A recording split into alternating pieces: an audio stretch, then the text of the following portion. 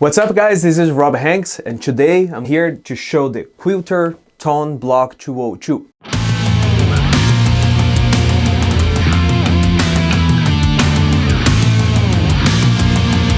Okay guys, so I received the QUILTER Tone Block 202 and I would say that beside this being an amazing amp, a very warm, clean tone, it's also an amazing power amp. So in the environment that I'm using, generally, I'm a huge Kemper user, and since you guys can see here, I'm using the Kemper Profiler player, and with this, I can do an entire show. But most of the guitar players around, we love to have a cabinet in the back of us, just moving air, pushing real speakers, and having just a feedback for us. Yes, you can use your modeler, your favorite one, with in-ears, but let's say with one of my bands, with Red Raven Chaos metal band, I love having the organic sound in my back, and I know it's very convenient for the sound guy if I'm just sending an XLR with everything ready. But again, this is for us on stage having an amazing sound and helping our presence on stage, which if you feel great, you perform great, you can deliver an amazing show. So one of the major concerns, if you are going to power a cabinet, you need to have a clean power. What I mean about a clean power, when you have a distortion, when you have a profile, it means that you prepared everything in advance. So you have already an amp, an impulse response, your compressors, limiters, blah blah blah, whatever you're gonna use. And if you're gonna power the sound you prepared, you don't want to color that. So there's some units, some power amps that they add an extra gain. You don't want that, because if you're using chunks of high gain,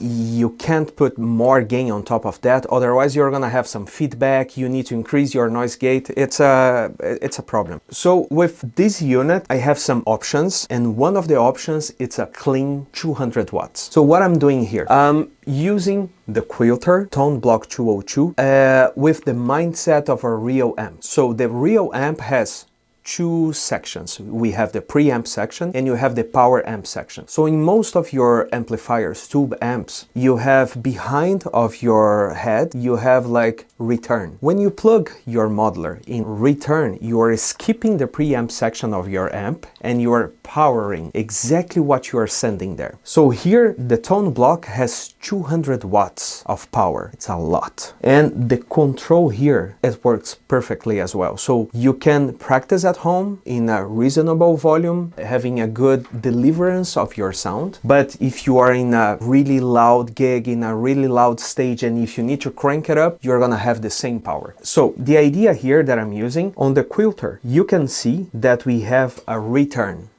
So if I plug my modeler on the return, I'm skipping the preamp section here and I'm using only the power of the QUILTER Tone Block 202. But this is something very important for all of the guitar players when we are using impulse responses. If you are using a real cabinet, whatever you send here needs to have the IR disengaged, because the IR, it's a simulation of a cabinet. So if you are running your modeler through a cabinet, you don't need an impulse response because you have the real cabinet. So have this in mind whenever you are sending your sound to power amps, to disengage the impulse response. So in this case here, I already prepared. I have some profiles from Tone Junkie, which I love. They are amazing. One of the profiles that I'm using here, it's a very high gain-ish. So I disengage the impulse response and I send to my return. And actually it disengages all of the other buttons. So I'm gonna just show here with a clean channel.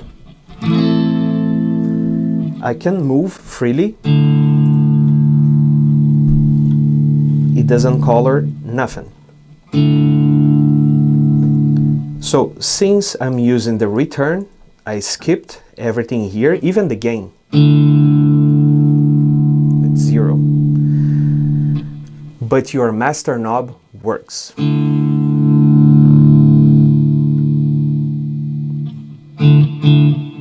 And that's what we want. A clean power, so you can increase the volume without distorting exactly what you have here. Honestly, this is, I think, the modern solution for most of the guitar players, because having the real amps on tours, sometimes you can break some tubes. So with modelers, you capture the sound and you can have on every gig exactly the same sound. So this is the signal chain that I'm using. So guitar is straight into the Kemper player. Inside the Kemper player, I already arranged using the rig manager. I have an amp, an impulse response. In the input, I added noise gate just to get rid of the noise. And in the output, I can send a signal with impulse response, without impulse response. So what I'm sending through this cable to the QUILTER Tone Block 202, it's the amplifier without impulse response. So this way, I have just the head, like a real head,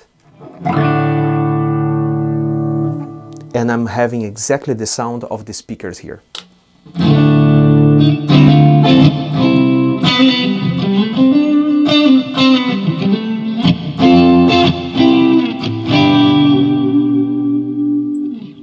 So this is clarity, and this is the sound that I want to hear on stage. Something very interesting, if you just enter your sound on the return, since you are skipping the signal chain inside, you are reducing 6 decibels. It's lower. That's it. Summary of the history. If you want to have really 6 extra decibels, you just need a dummy cable and you're gonna close the circuit. So I'm gonna plug here on the send and I'm gonna show the difference of the volume.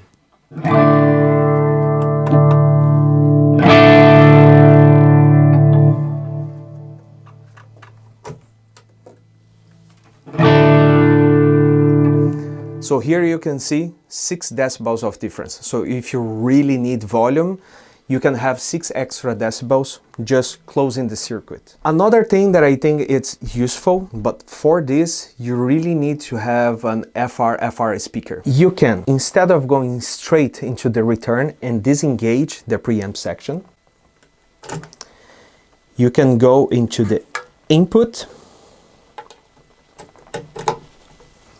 All of the buttons now, they are on at noon. So it means they are flat. So just your gain, if you are around 2, 3, so we can say 9 o'clock, 10 o'clock, you are on your safe region.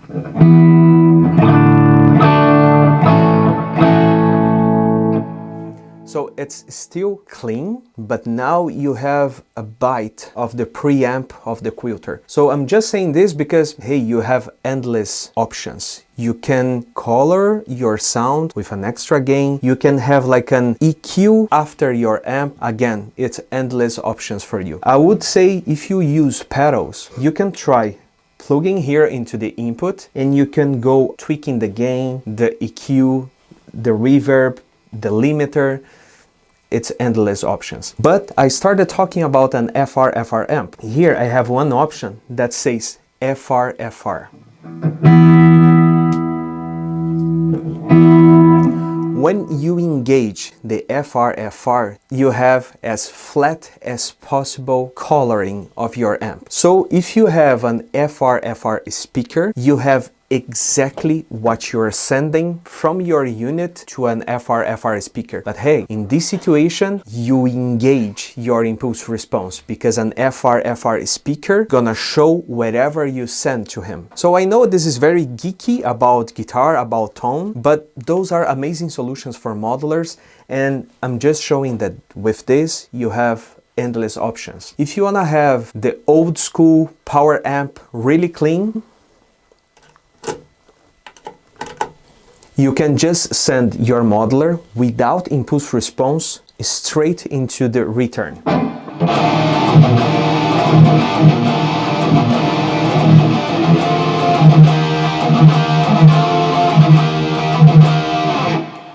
If you wanna have extra 6 decibels, you just need a dummy cable. You don't need to plug anywhere. You just close the circuit. It's gonna be a little bit loud.